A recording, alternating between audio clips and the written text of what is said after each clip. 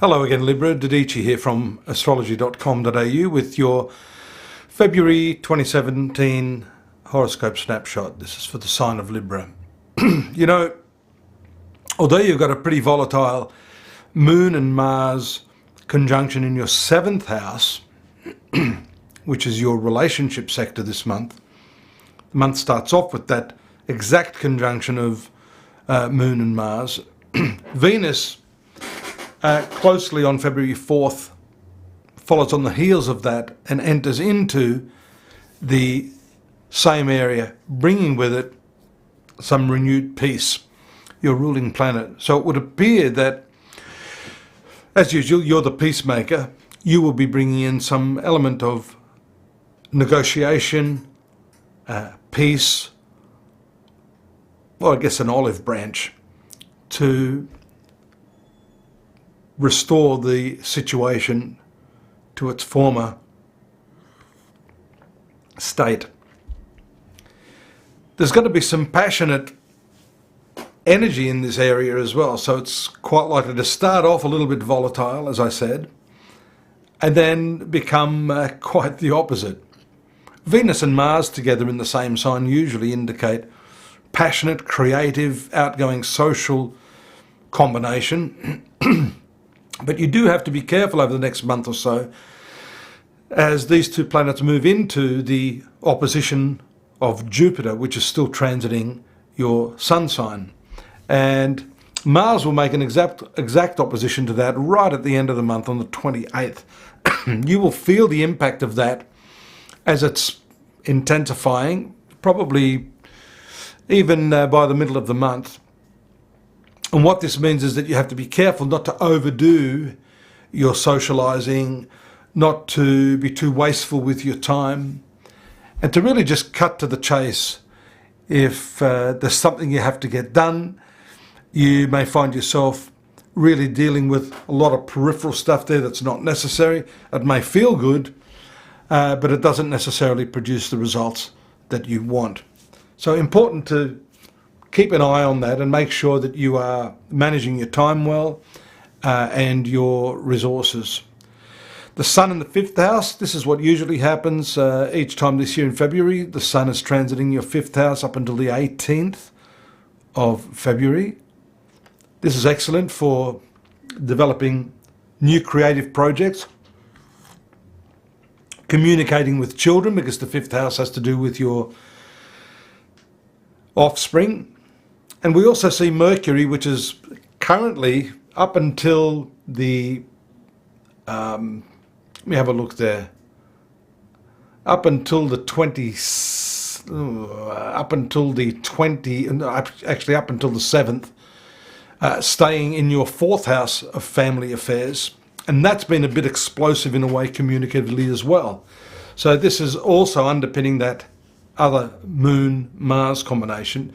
It will move into the fifth house as well. So lots of good communication can be expected under this transit. So if you're a parent or in a new relationship, a love affair, for example, then this combination is an excellent one where, especially around the 18th, we see Mercury producing a beautiful trine aspect to your sun sign, and later on the 22nd, producing a trine aspect to Jupiter. These are all very, very lucky combinations. The Sun as well, on the 12th, has a crack at that trine to Jupiter. So Jupiter from your sun sign is going to receive these really, really nice aspects from this fifth house.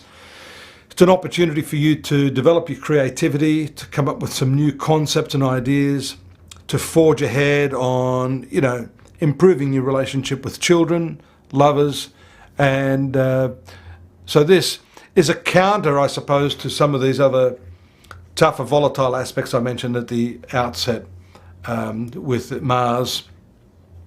And don't forget too, we see that the Venus square to Saturn doesn't help things, although that only lasts for a few days, as I said, up until the 4th, when it moves into your seventh house to pacify things. That can create tension, coolness, a standoffishness between yourself and others. And Saturn is one of the rulers of that fifth house, along with your fourth house. Fifth house is your children, fourth house is your family and domestic affairs. So the first few days of the month is a little bit shaky, but it's nice to see things smoothing out as the month progresses. Now, the full moon that takes place in Leo is an interesting one because that occurs in your 11th house of social activities. And this is opposite the fifth house. So this is also indicating a really excellent tie-in with your professional life, because the moon is ruling your 10th house of career and your 11th house of networking, social activities, friendships, even elder siblings are ruled by this. So all of those people that we've just mentioned may have some linkage with your professional life. And when the moon is full for you, it's actually quite good. They're the times of the month when you should start to see benefits accruing from the work that you do. So that will take place around the 11th. And these cycles are always very, very important. We see the new moon taking place again in that, actually in the 6th house, which is your work, on the 27th. I'm looking over here because I'm looking at your chart. I'm not ignoring you. So we can see this linkage between the moon and your social activities, and then this new moon indicating some new opportunities for you right at the tail end of the month in terms of your workplace activities. It's interesting too, there could be some connection to past work that you've done, past co-workers, some sort of reunion that could be taking place there, as the moon will be very close to the south node in your 6th house. The 6th house being your workplace activities, the way in which you do work, etc., etc. So all in all, a good month, and one which should smooth over and bring some benefits to you in terms of your relationships. Take a look at what I've written and put together there on the yearly horoscopes for you, Libra, at astrology.com.au. Because I've got the full picture there for you for the next 12 months.